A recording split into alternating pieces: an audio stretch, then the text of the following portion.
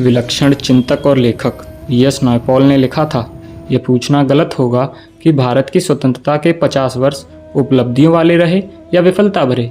इसका कोई स्पष्ट उत्तर नहीं हो सकता।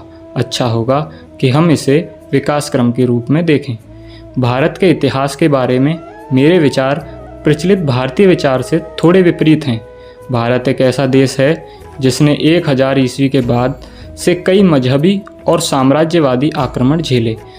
राजस्थान को छोड़ दें तो लगभग पूरा उत्तरी क्षेत्र तबाह हो गया। हमारी बौद्धिक संपदा भी बहुत हद तक नष्ट हो गई। जिन लोगों ने ये विनाश किया, उन्हें समझने का हमारे पास कोई साधन तक नहीं था। नायपॉल के इस कथन ने हिंदुओं के शतुर्मुर्ग चरित्र का खोल उतार कर रख दिया। आज भी यही स्थिति है। हिंदू एक विचित्र सभ्यता है। आश्चर्य यह है कि पिछले 100 वर्षों में सीताराम गोयल जैसे गिने चुने इतिहासकारों और चिंतकों को छोड़कर कोई इस अंधकार युक्त भयावहता को समझ नहीं पाया। किसी ने डंके की चोट पर इतिहास लिखने की शक्ति नहीं जुटाई। आश्चर्य तो यह है कि देश विभाजन और एक छोटे कालखंड की अदृष्ट पूर्व मारकाट को झेलने के बाद भी वह मानता रहा कि कोई गंगा जमनी तहजीब होती है। अगर ऐसा होता तो आए दिन हिंदू लड़कियों के टुकड़े बैग, सूटकेस और फ्रिज में नहीं मिलते। नाम गिनाने का कोई अर्थ तो रहा नहीं। आप केवल समाचार पढ़ते रहिए और एक ठंडी आह भरकर अन्य समाचारों की ओर बढ़ जाइए। मन को दिलासा दीजिए कि सभी भाईजान दिलदार, आफताब या शाहरुख जैसे नहीं होते।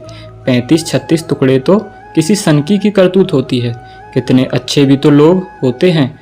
आपको शायद मालूम ना हो कि V.S. नायपॉल जैसे सुविख्यात लेखक को जब भारत में सम्मानित करने के लिए आमंत्रित किया गया था, तब कन्नड़ के प्रसिद्ध लेखक, नाटककार और फिल्म कलाकार गिरीश कर्नाड ने भरी सभा में उनके लिए अपमानजनक शब्द कहे थे, जिसे सुनकर नायपॉल रुआस से हो गए थे और उन्हें भारत आने पर पछतावा हुआ था।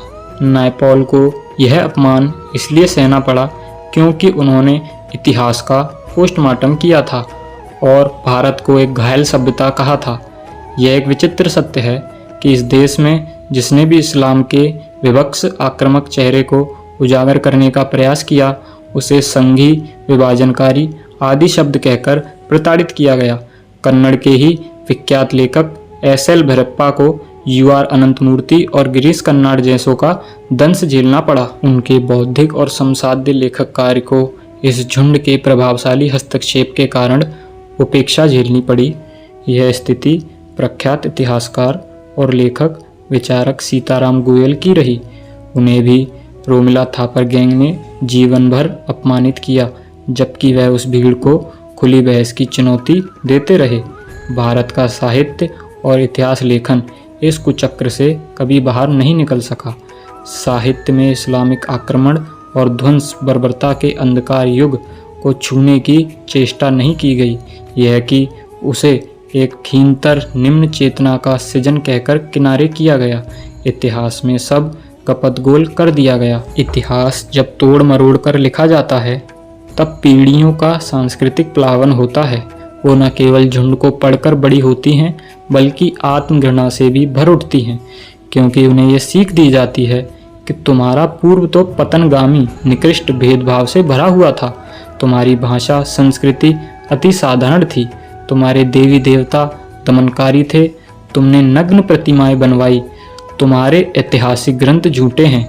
इसीलिए मजहब के नाम पर एक अलग देश लेने के बाद और विभाजन के बाद भी पिछले 70 वर्षों में हिंदू उत्पीड़न देखकर भी वह चुपचाप रहता है, अनदेखा करता है। V.S. नायपॉल, S.L. भैरप्पा और सीताराम गोयल जैसे बौद्धिक देश में नहीं जाने जाते। उन्हें हे दृष्टि से देखा जाता है, जबकि वे झूठ के वामपंथी पुलिंदे को खोलकर उसकी चिंदियां उड़ाने का काम करते हैं। वे प्रमाणों के साथ खड़े होते हैं।